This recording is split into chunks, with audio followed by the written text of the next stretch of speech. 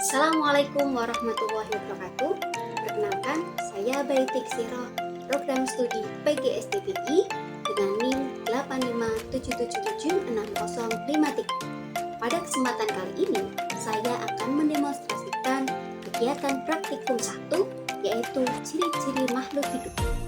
Yuk kita simak penjelasannya.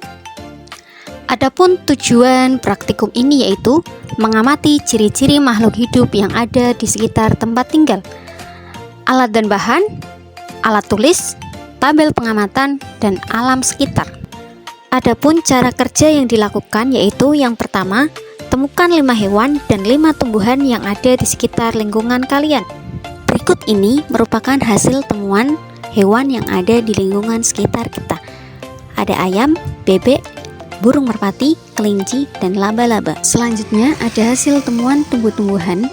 Yang pertama pohon pisang, yang kedua pohon pepaya, yang ketiga pohon singkong, yang keempat pohon nangka, yang terakhir putri malu. Cara kerja yang kedua yaitu catat ke-10 makhluk hidup pada lembar pengamatan. Yang ketiga adalah amatilah ciri-ciri makhluk hidup yang telah dicatat. Berikut adalah hasil pengamatan yang telah saya lakukan. Yang pertama, ciri-ciri makhluk hidup bergerak. Hewan dan tumbuhan memiliki ciri bergerak. Hewan bergerak menggunakan alat geraknya seperti kaki, sayap, sirip, dan lainnya. Tumbuhan bergerak karena adanya rangsangan dari luar, misalnya cahaya matahari dan media pertumbuhan. Ayam bergerak menggunakan kakinya, sedangkan pohon singkong bergerak mengikuti media pertumbuhannya yaitu tanah dan akar. Ciri makhluk hidup yang kedua yaitu bernafas.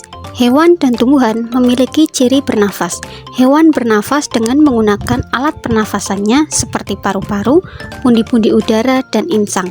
Tumbuhan bernafas menggunakan alat pernafasan berupa stomata dan lentisel. Di sini, alat pernafasan burung merpati adalah paru-paru dan pundi-pundi udara. Pohon nangka bernafas melalui stomata dan lentisel pada daun. Ciri makhluk hidup yang ketiga yaitu makan. Hewan dan tumbuhan membutuhkan makanan untuk bertahan hidup. Ada hewan pemakan daging, tumbuhan, dan biji-bijian. Tumbuhan memakan unsur hara di tanah dan membutuhkan air. Dapat dilihat bahwa kelinci membutuhkan makanan berupa tumbuh-tumbuhan atau buah-buahan, sedangkan pohon pepaya membutuhkan air dan unsur hara pada tanah. Ciri yang keempat adalah tumbuh. Hewan dan tumbuhan mengalami pertumbuhan. Hewan dan tumbuhan yang awalnya kecil akan tumbuh menjadi lebih besar dan dewasa. Di sini, entok yang mulanya kecil tumbuh menjadi lebih besar dan gemuk, sama halnya dengan entok pohon pepaya yang awalnya kecil tumbuh menjadi lebih tinggi. Ciri makhluk hidup yang kelima yaitu berkembang biak. Hewan dan tumbuhan mengalami berkembang biak. Ada hewan yang berkembang biak dengan cara bertelur dan beranak. Tumbuhan berkembang biak dengan cara vegetatif dan generatif. Di sini, ayam berkembang biak dengan cara bertelur, sedangkan pohon pisang berkembang biak dengan cara vegetatif alami atau tunas. Ciri makhluk hidup yang keenam yaitu peka terhadap rangsangan. Hewan dan tumbuhan memiliki kepekaan terhadap rangsangan. Peka terhadap rangsangan adalah kemampuan makhluk hidup memberikan tanggapan terhadap suatu rangsangan. Rangsangan dapat berupa cahaya matahari, sentuhan, air, dan lainnya. Laba-laba memiliki bentuk kepekaan yaitu mengeluarkan jaringan sutra. Sedangkan pohon putri malu memiliki bentuk kepekaan karena adanya sentuhan. Setelah melakukan pengamatan, langkah berikutnya yaitu membubuhkan tanda checklist pada lembar data pengamatan. Berikut merupakan data pengamatan yang telah dibuat.